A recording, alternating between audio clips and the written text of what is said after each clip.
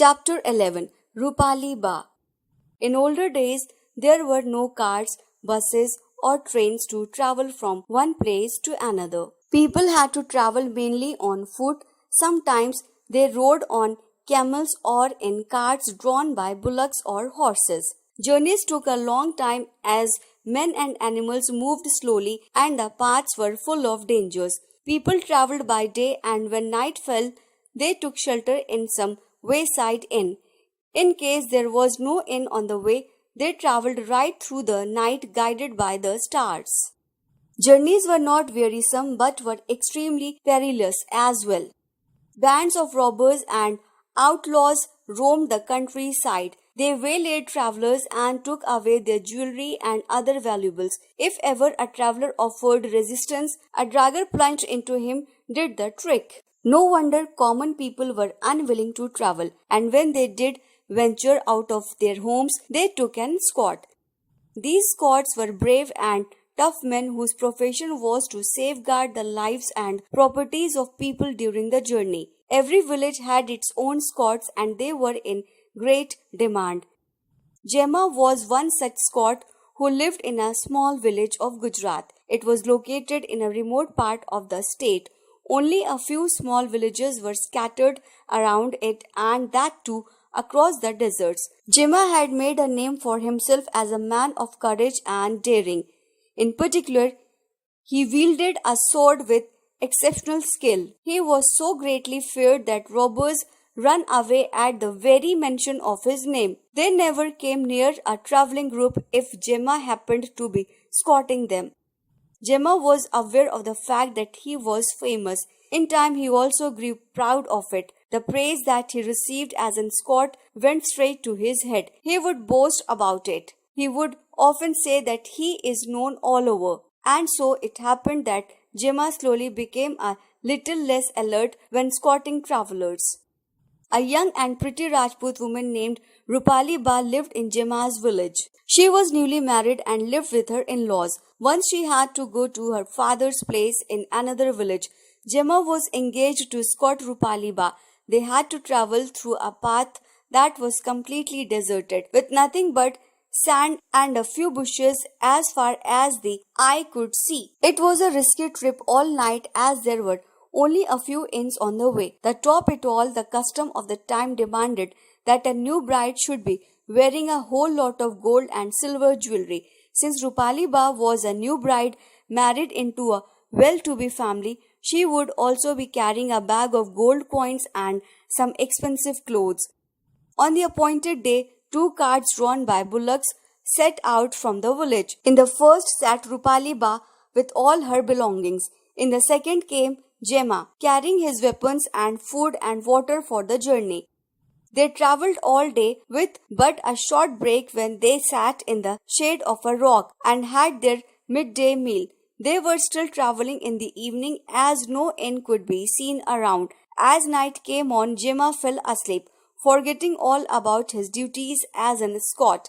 The driver of the cart shook him several times and tried to wake him up, but Gemma was too proud of himself to take note of the warning. Their words carried far on the silent desert air. Seated in the front cart, surrounded by a fine muslin curtain, Rupali Ba heard them.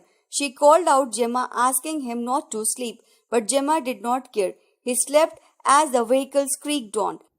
Suddenly, the driver of the second cart gave Gemma a push. He requested Gemma to wake up as he could see lights at a distance.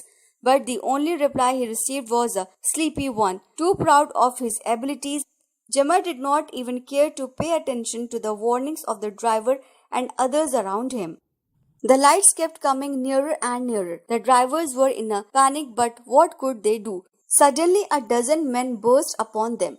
Armed with long swords and carrying flaming torches, they looked terrifying indeed. They surrounded the cart and pounced on the sleeping Gemma. Before he was fully awake, his arms and legs were firmly tied with ropes. The robbers then passed a stick under his knees and tied him to it so he became like a ball. Gemma was now completely helpless.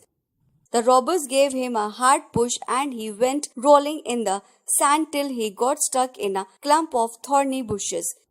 Having got rid of Gemma, the robbers turned their attention to Rupali Ba. The leader of the gang approached the first cart. They commanded her to hand over all her jewelries. Those days, it was a matter of honor even among thieves and robbers not to take away the ornaments that a woman was wearing. But these robbers had no sense of honor.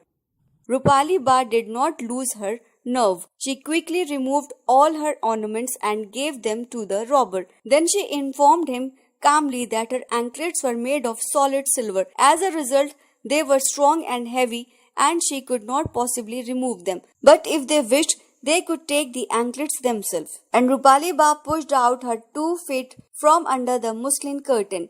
2 of the robbers immediately got down to work removing the anklets. While their attention was diverted, Rupali Ba groped around her for a weapon. At her back of the cart, she found a pole. Gripping it with both hands, she brought the pole crashing down on the 2 heads bent over her feet, and that was the end of the 2 robbers.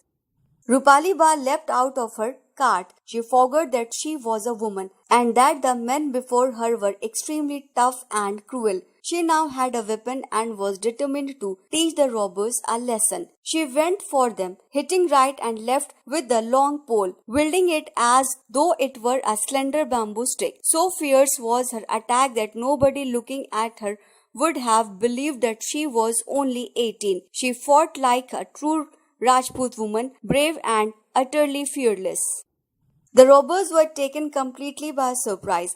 Having got rid of Gemma, they did not expect anyone to resist them, so they had put away their swords. Rupali Ba made the most of this opportunity while she could, but soon the robbers snatched up their swords again and returned the attack. Time and again they hit her and blood flowed freely from her wounds. But she did not give up till at last the robber chief decided he had had enough. He returned and fled from the scene, followed by the 5 or 6 survivors of his gang. In the meantime, Gemma had managed to untie his ropes, but he was so ashamed of himself that he disappeared into the desert and never showed his face again. Rupali Ba did not climb back into her cart. She told the drivers to go on a while she followed them on foot. In her right hand she carried a sword that one of the robbers had dropped as he fled. For the rest of the night, no robber dared come near her for fear of being cut to pieces. In time they arrived at a village belonging to Rupali Ba's uncle, who loved her like his own daughter. He offered her some kasumbo, a drink made from opium, to ease her pain. She took it and walked on her father's village, but by the time she reached home, her strength was completely shattered. She had lost a lot of blood and just about managed to say few words to her parents. A few hours later, she was dead. To this day, the villagers of Gujarat remember Rupali Ba. They love to retell the story of her fight with the robbers and to sing songs in praise of that brave young Rajput